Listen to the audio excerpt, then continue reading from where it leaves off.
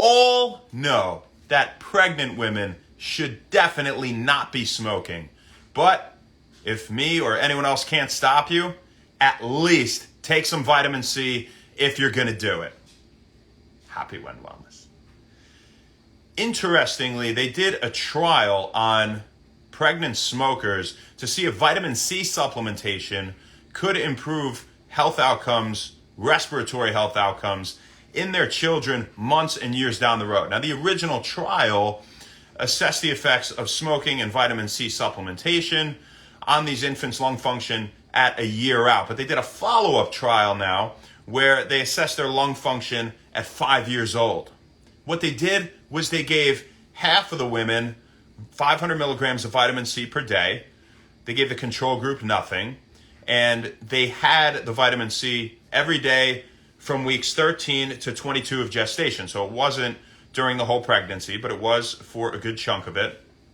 And they assessed what's called peak expiratory flow. Peak expiratory flow is the maximum speed at which the child could expire or breathe out, right? So measure the maximum speed with a peak flow meter. And this is a good indicator of lung function, at least how obstructed their bronchi are, because they wouldn't be able to produce as much force if they were more obstructed. They couldn't get as much air up and out, right? So what they found in these 213 children at 5 years old was those who had mothers who took 500 milligrams of vitamin C per day for the period aforementioned actually had a 19% increase in their peak expiratory flow. So it did make a relatively significant difference, about 20% on average.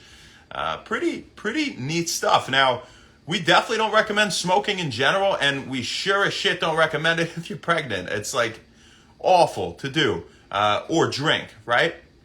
Where conversely, you would like to do things that would stimulate epigenetics in the right way, or how your environment affects gene regulation and therefore affects how the child perceives their future environment to be. And that would be things like, strategical thinking and eating well and not being stressed and all sorts of things, getting lots of sleep and whatever, right?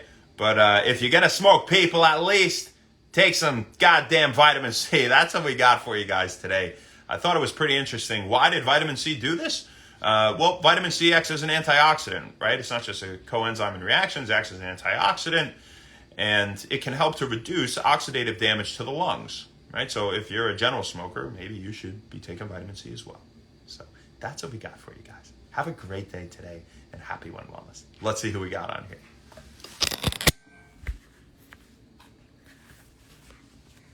What's up? What's up? How you doing, El Troy, MXDF? Nice to see you on here. What's up, Mike? Thanks for hopping on, man. Good to see you. Moro Barber, how you doing? Charlie Benaldez, you know it, my man. Always, thank you. Stephen Apple Blue, what's up, my brother? How you doing? Good to see you on here. Mano Salva, once again, great to see you. Eli B22. Cameron August, what's up? Thanks for coming on again. Omar Rice, what's going on? Kokor, we'll get to your question in a second. Aulias, Edwin Eddie Rodriguez, Meg, what's happening? A fun one. Thanks for hopping on, guys. Weedy and Nazareth, Steve Fitzy, Judith, what's happening, Rhonda? The OG. I Marry You, Kilt DPR, and Junior Cardana 5. Thanks a lot for the support, guys. I hope we get some out of these. Kyle Bob Morgan. Tucker Maria, what's up? And OG as well, always on here. Have a nice day from Long Island, New York. So let's address this question. KD Mon from Kokor, let's find it. Keep waking up at night, what should I do? Well, interestingly, they did a study at the University of Southern Australia. The number one factor they found contributing to insomnia was actually temperature regulation. Your body has to cool 1 to 2 degrees, according to Harvard Medical School, before it can fall asleep and stay asleep. And it gets warm during the night, it could wake up. Now, you could also wake up for many other reasons, but that's a simple one. And another simple one is you had a pee, so maybe you drank too much liquid close to bed. You don't want to drink any liquid close to bed. You want the room nice and cold, preferably something like 68 degrees would be great, anywhere from 65, 68, but you don't really have to do much colder than 68.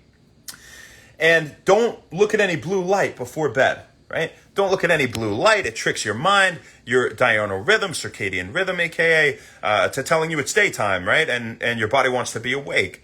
So, maybe try cooling off.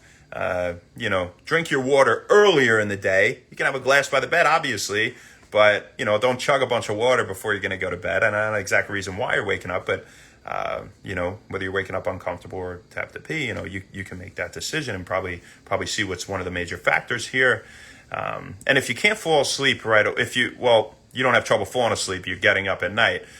Try magnesium. Magnesium's fantastic. Has a neurological sedative effects, relaxes your muscles as well. So maybe at night that would help to kind of keep you asleep. L-theanine is good too. They've even used lavender in the form of Silexan, Silexan, 80 milligrams within an hour before bed. It's supposed to improve sleep quality and duration. Just be more careful if you're a male. It could be estrogenic, but don't take more than 160 milligrams of Silexan regardless, right? If you're going to try it in a day, okay? So, maybe try some of that and see what happens. Of course, melatonin, right? Everybody knows that. 5-HTP is an enzyme that converts tryptophan into melatonin, right? So people take that as well. But the magnesium's really been good, for me and a lot of patients I have. So maybe go for that. The Silexans help too. So, try that. I hope it was helpful. What up, Fat Big TV?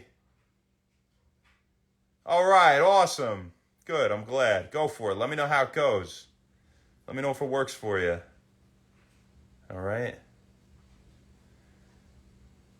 Charlie, I don't know that off the top of my head. Calculate how much vitamin C you should have per kilo. I think, if it's really interesting, vitamin C. You look it up, like, how much should I have in a day? Well, the maximum absorption was like, according to FDA or something, was like 400 milligrams, and then there's a lot of supplements with 1,000. And then for immunity, they'll recommend 500 or, 1,000. 500 is a really common dose. I think 500 is good. But the thing with vitamin C is, like, if you're getting a lot from the diet, if you're eating a lot of kiwi or, other citrus fruits or red bell peppers, for example, which are really high, then maybe you don't quite need as much.